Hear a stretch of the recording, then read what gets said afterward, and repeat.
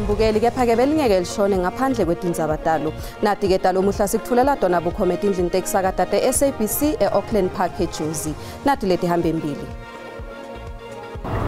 The most dangerous period lies ahead of us. That is this coming weekend, the Christmas long weekend, and then the New Year long weekend.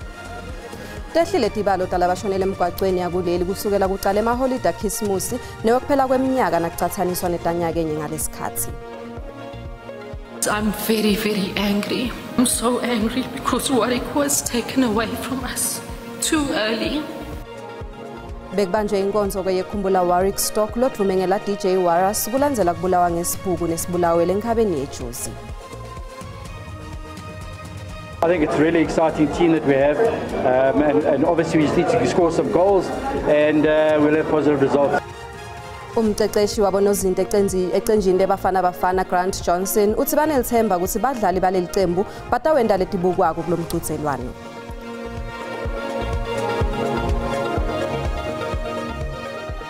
Indvuna yelitiko letekufutsa Barbara Creasy ivete ukuthi tibalo takamuva tekuphepha emgwaqweni tikhomba ukuthi kube nekwehla kwelinani lekushona kwebantfu etingodini temgwaco wakuleli. Kulombiko wasemkhatsini nenyanga emaholide aKhisimusi neyokuphela kweminyaka. Kusukela kuqalela amaholide linani lebantfu labashona etingodini temgwaco lime emakhulwini Creasy ke nalabanye labasemagunyeni emahhovisini ahulumende bebahlangane eSome South West eNtshonalanga Kapa lapho ke bebathula khona tinhlelo tahulumende tekulwisana netingoti kulamahholide. Imbiko yesikhashana ikhombisa ukuthi tehle nga 20.9% ingoti ethambele emphefumulo bese lehla nga 20.8 linani lebantfu labashonile kusola mhla lulunye kudzimade kube ngumhla 16 kulenyanga. Betemthetho batawuchubeka kubonakala emgwaqweni iqinisekisa ukuthi letibalo tiyehla.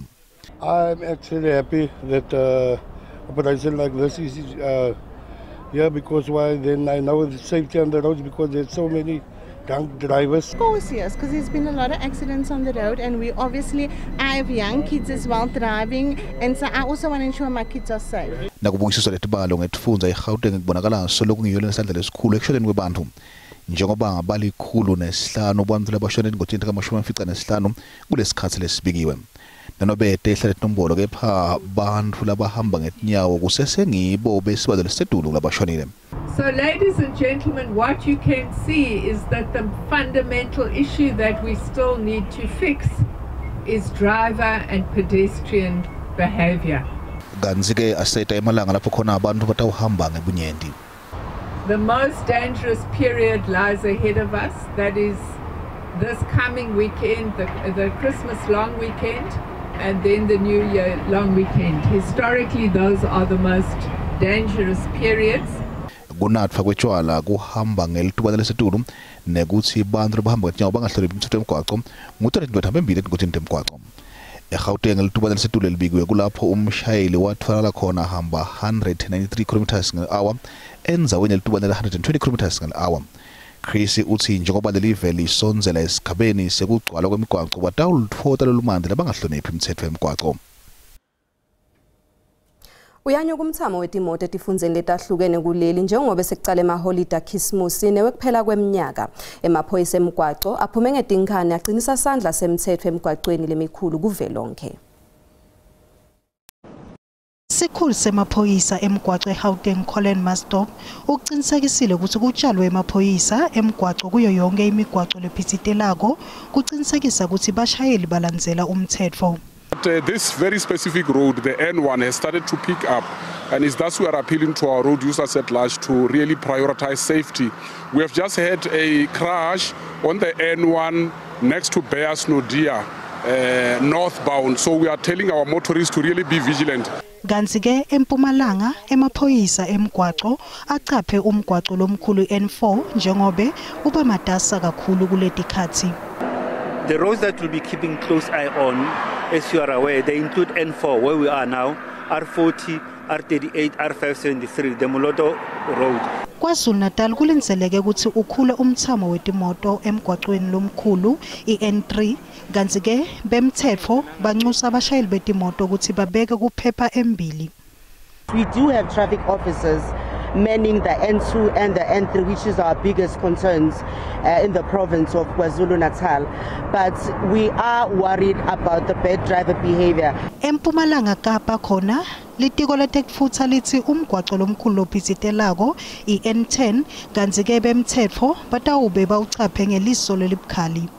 Into ephazamisayo siyiphawule ngoku kukuba sikhe sabamba savalela abaqhubi ababini abathathu ababhaqo beqhuba bephansi kwempembelelo zotywala kula mandla baqhuba izikadla so londo ingolatha ke elinani liphezulu kangaka lengozi ezibandakanya izikadla esithanda ukuzibona kula mandla yiyo londo sizayibeka esweni. Kanti ke tinhlelo tekulawulwa umgwaqo titawuchubeka kutsi made kuphelela amaholidi kucinisekisa tekuphepha kubo bonke labasebenzisa umgwaqo.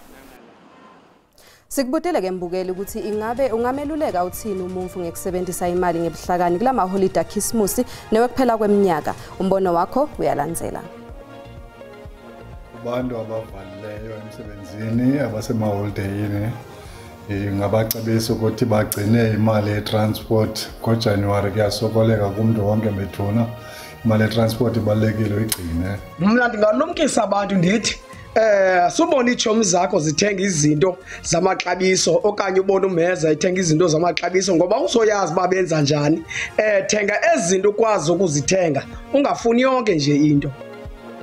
Elama icebo lingakudlela ukubana sisebenzise imali apha kwezi ntsuku zeholiday kodwa sibe siyazi bana nanku January kuzabe kuvulwa izikolo abantwana bazobe befuna le nale nale. Bangathengi izinto ezinganamsebenzi walutho abantu bayeke ukuthi bathenga ukudla okuningi alibavula iphaza shop.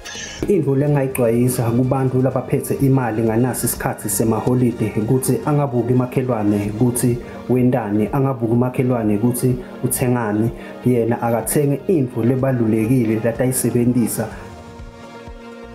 Lona ngumbono ke wembukeli SABC etethweswa kutiphendvulela ngawo.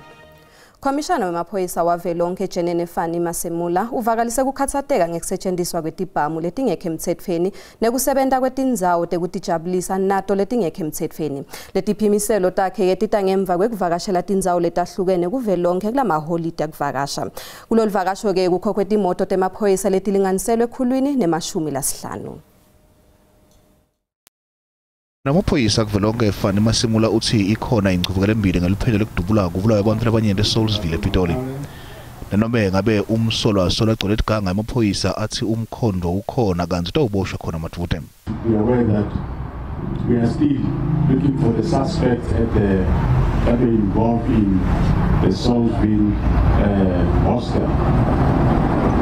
We do have a name and we are still on the hunt for those people. Mula uthi umsolwa eqalele kudutshulwa kubulawa Warwick Stock watiwa nga DJ Waras utawuboshwa kulembana sonto.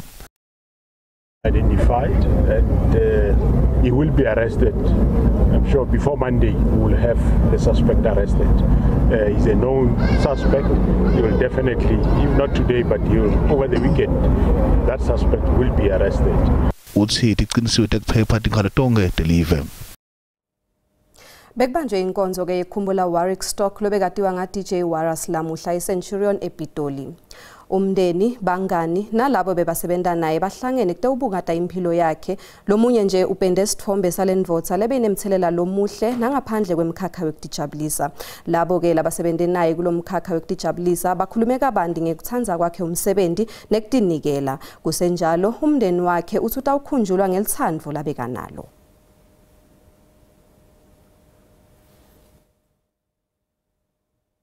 Kusenjalo ke emalungu enhlangano iMarch and March because like Ludlove said, Waras protected all of the women that he worked with so much, and not just women that he worked with, he protected women and he loved and respected women so much. And so I consider him the standard in this industry for any and every relationship that I have with a male who's in a senior position than me, or anybody actually, because he truly genuinely saw us as sisters and he treated us as such, and beyond just colleagues we became family. Warwick was the epitome of love. He was the manifestation of love. He was love in flesh and blood. And I realize it now today that he never belonged just to us, but he belonged to a country. And I need to say this without apologies. I'm very, very angry. I'm so angry because Warwick was taken away from us too early. My father always did everything in his power to make sure me and my family were okay and sound. Regardless of how he felt or his financial situation, he always made a way and had a plan. As a dad, however, my father was the complete opposite of how the media portrayed him. My father was the life of the party and the brightest light in every room. Kusenjalo ke emalungu enhlangano iMarch and March bewashuqa ngaphandle kweCity Hall eThekwini alwisana nekuthathwa kwemabhilidi ngalokungemthetho. Lo mbhikisho uphinzo besikhumbuto sempilo yaWarwick DJ Wallace Stock. Akhuluma ke nebashuqi umholi walenhlangano Jacinta Ngobese Zuma uxwayise uhulumende ukuthi aqinise imithetho yekungena nekuphuma kuleli, aqinise isandla ekulwisaneni nebugebengu bese uvikele emabhilidi yakuleli. Ngobese Zuma uthi uma uhulumende ahluleka kwenta lokhu impilo tetakhamuti titawuchubeka nekuba sengodini.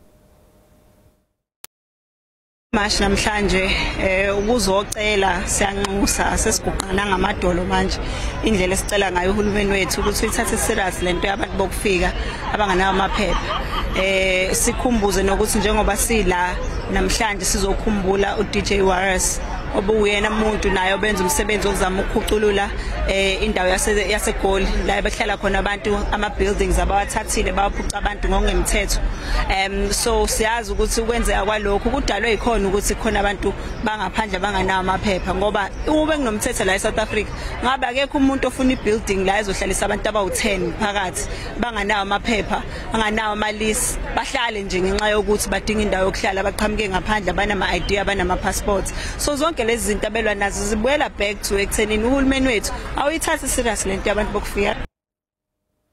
Kusenjalo Ngobese Zuma uthi kushona kwaStock kufute kubekwe etandleni tahulumende ngenxa yekwehluleka kulungisa ludzaba lwemabhilidi lagcina abantu ngalokungemthetho. Kuletinye ke nasibiye titolo. Luphiko lwalabasikati lwe-ANC eMpumalanga lushucele station semaphoyisa kaNyamazane lukhala ngekwenyuka kwetibalo tekuhlukubeta ngekwebilili.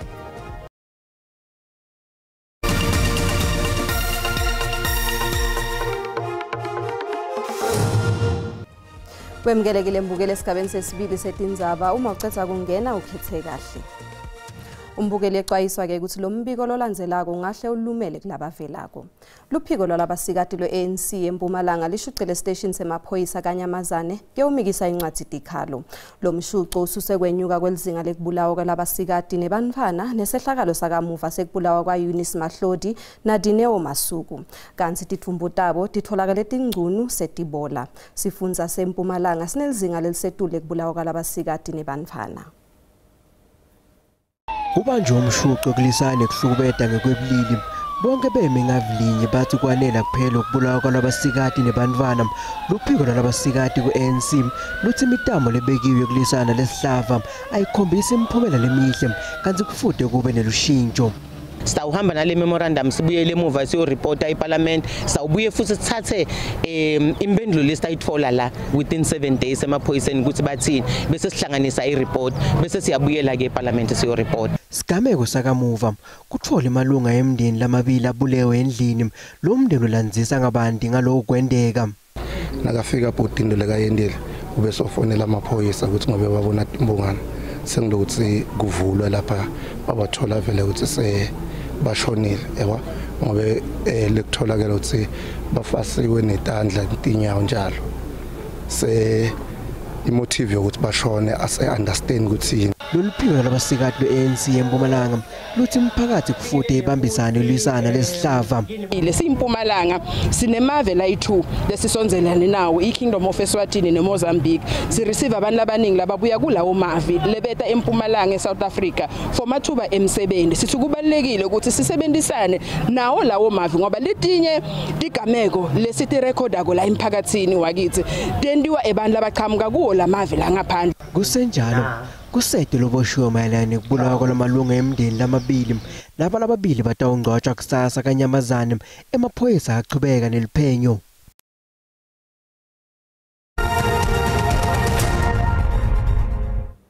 Nasivakashele timakethe tetimali sithola ukuthi lirandi lehlile nalicathaniswa netimali takulamanye emave.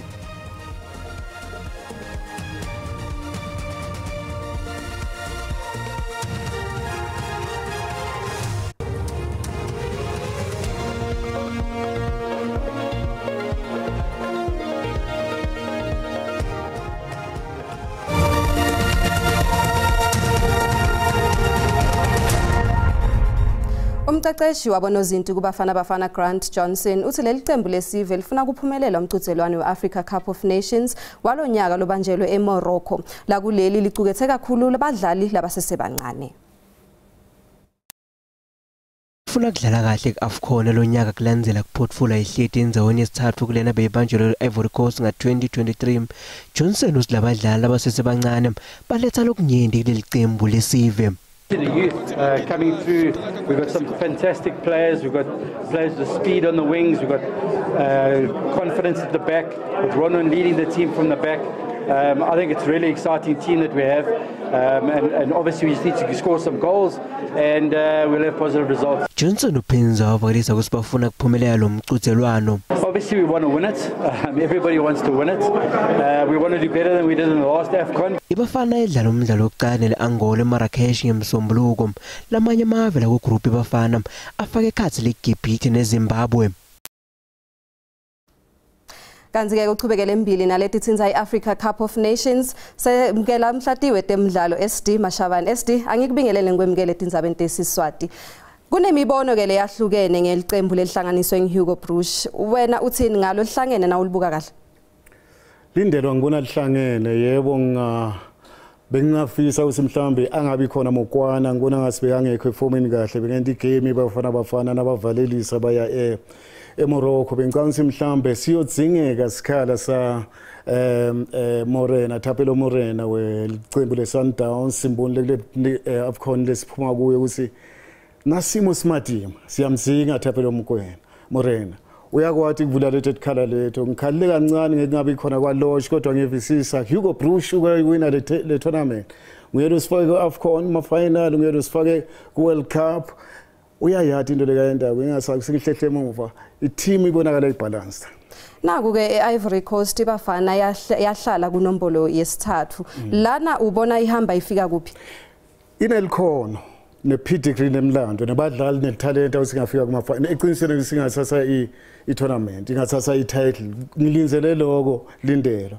Kodwa kunema-factors lathithe into lesingathathi kwekucala kune-World Cup kulomnyaka otako bayodlala abadlali batimisele kangakanani kwekucala lokho. Kwesibili bathi awuzama kubalekela ama-injuries na. Kwesithathu asasi lento lebesingiyo i-Ivory Coast manje siyatiwa kuyatiwa iZimbabwe yasathi ukuthi sidlala kangakanani yasathi iAngola sidlala kangakanani maqemba ayobe admisele kakhulu nawadlala ngase sinelikhono sinemlando sinebadlali sineltalent ukuthi singayithatha indlebe eAFCON siyoyithatha yini kumele sibe nalento lebesinayo iVory Coast fighting spirit talent ne temperament kule group ke lefake kiyo ibafana bafana uyayibona yini ibuya nesikhuni sivutha ngiyayibona kumele sicaphele iAngola labanye bathi sihamba kalula kuAngola siyakhohlwa kuseAngola iphethwe ngumqeqeshi lo wina iAFCON ngo2015 nelive lase Ivory Coast ngo2012 right bekalisekela nelive lase Zambia uyayathi into lekayendawo lomqeqeshi Patrice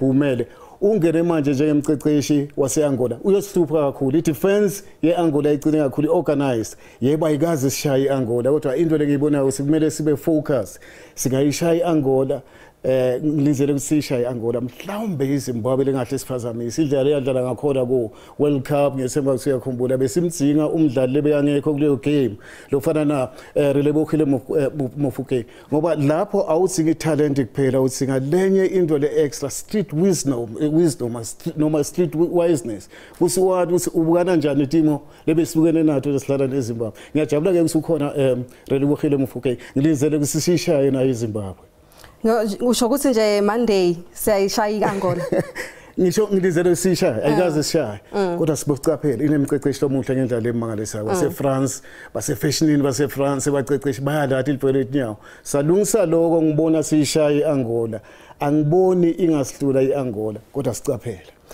SD awuthi ngikufake ku spotlight ke before nje umphathi wami ngishaya na icamera yendakelo dume ngato ufisele bafana lokho ngibafisela lokukhulu kakhulu lokuhle kakhulu bafana ngiyathi ukuthi laba sibeke khona kula ngetento tabo ngo2023 basibeka khona ngiyathi ukuthi bane talent ngiyathi ukuthi bane history emva kwabo ngiyathi ukuthi bane lokho emva kwabo ngibafisela inhlanhla ngibafisela lokuhle abasibeke kuligolide njengoba bashilo Ayike nathi ke sithi indzaba SABC sithi sinifisela lokuhle bafana. Mbukeli tiguca lapho ke dalamuhla asiphinze sihlangane ngalokutako. Leti lama leti tikhona ngensimbi yesikhombisa ngesizulu kuyo lenkhundla. Ungakhohlwa ke nesimo selitulu ngemva kwetitolo. Insamba malenhle.